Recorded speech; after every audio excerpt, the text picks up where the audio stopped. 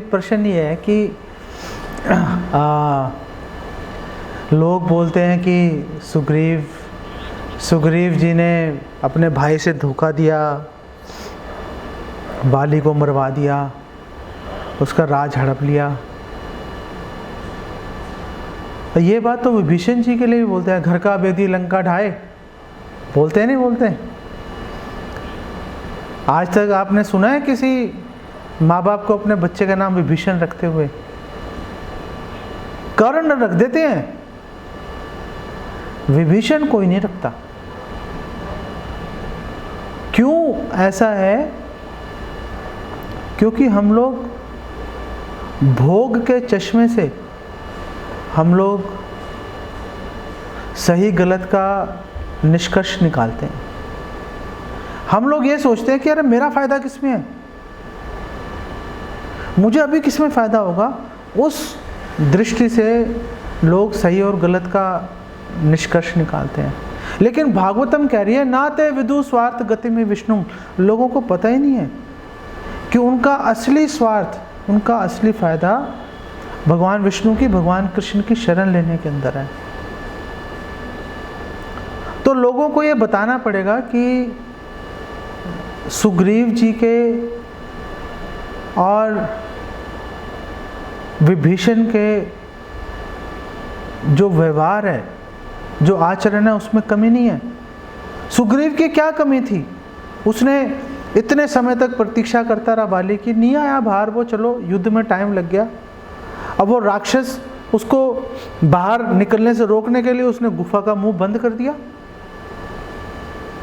और जब वाली आ भी गया वापस, तो वाली ने बोला कि भाई तूने ऐसा क्यों किया? सुग्रीव ने बताया, सुग्रीव ने कारण बता दिया कि भाई ऐसा हुआ, मैंने तो यूं किया था। तो उसको स्वीकार कर लेना चाहिए था, चलो भाइयों में हो ही जाता है। वाली ने स्वीकार नहीं किया। वाली ने सुग्रीव को मार पीट के भगा दिया, उसकी पत्नी को जो उसकी बेटी के समान है उसको हड़प लिया और उसको ऐसा हाल कर दिया कि छुप के रहना पड़ा उसको, सुग्रीव को। उसकी क्या गलती थी? उसकी कोई गलती नहीं थी उसकी। दूसरी बात यह है, हम बात कर रहे थे कीमत की, कि भगवान की सेवा करने के लिए, भगवान को संतुष्ट करने के लिए जो भी कीमत देनी पड़े दे देनी चाहिए। गर्दन कटवानी पड़े कटवा दो।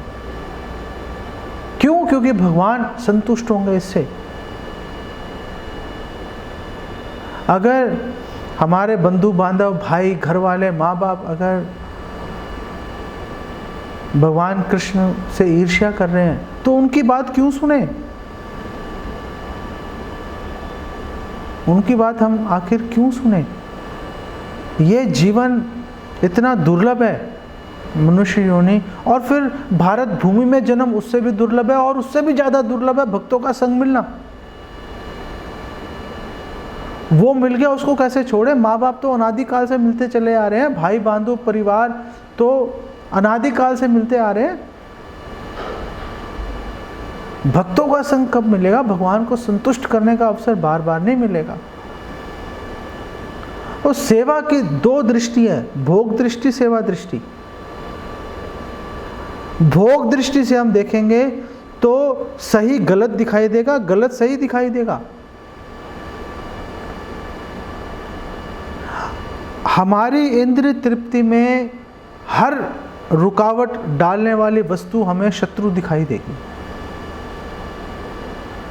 जबकि सेवा की दृष्टि से देखेंगे तो भगवान की सेवा में व्यवधान, रुकावट डालने वाली हर वस्तु, हर व्यक्ति, उससे हमें परहेज करना पड़ेगा।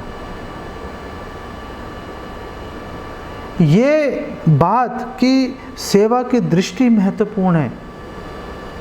विभीषण जी अपनी मर्जी से नहीं गए। विभीषण जी को बोला भाग जाओ यहाँ से, नहीं तो विभीषण जी वहीं पड़े रहकर जान पर खेलकर रावण को धर्म की शिक्षा देते रहते, बार बार बोलते रहते कि भैया मत करो मत करो मत करो। नहीं सुना रावण ने, भगा दिया, आ गए। वाली ने सुग्रीव को दुत्कार के भगा दिया, उसकी जान लेने पे उतारू था। सुग्रीव ने अपनी मर्जी से वाली को नहीं छोड़ा, वाली ने भगा दिया सुग्रीव जी को। तो अब सुग्रीव जी ने अगर धर्म का आचरण करने के लिए, भगवान राम की सेवा करने के लिए, अगर सुग्रीव ने वाली, जो कि रावण से मित्रता करके बैठा हुआ है, रावण को अपना मित्र मान के चल रहा है, अगर उसको मरवा दिया तो क्या किया? जो भगवान, क्या बुरा है उसके अंदर? भगवान से ईर्ष्या करने वाले हर व्यक्ति से हमें बच के चलना चाहिए। बात वही आ जाती है चुनाव की। चुनाव कैसे करना है? सेवा दृष्टि रखेंगे तो अलग चुनाव होगा, भोग दृष्टि रखेंगे अलग चुनाव होगा। उन्होंने कोई किसी भी प्रकार का कोई अधार्मिक कार्य उन्होंने ऐसा नहीं किया।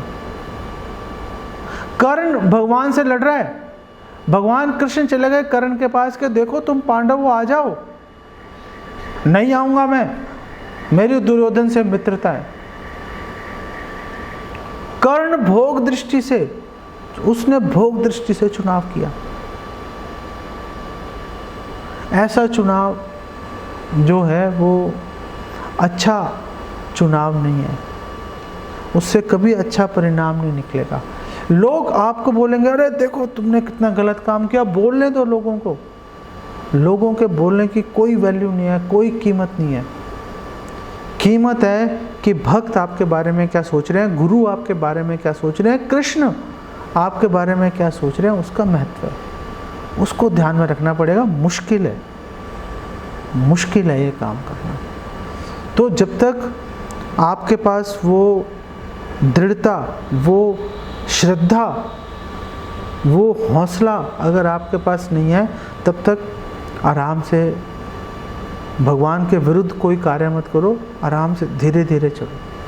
लेकिन जब आप में वो श्रद्धा विश्वास आ जाए तो फिर आपको भगवान को संतुष्ट करने के लिए अगर कोई कड़ा कदम उठाना पड़े तो उससे घबराना नहीं चाहिए।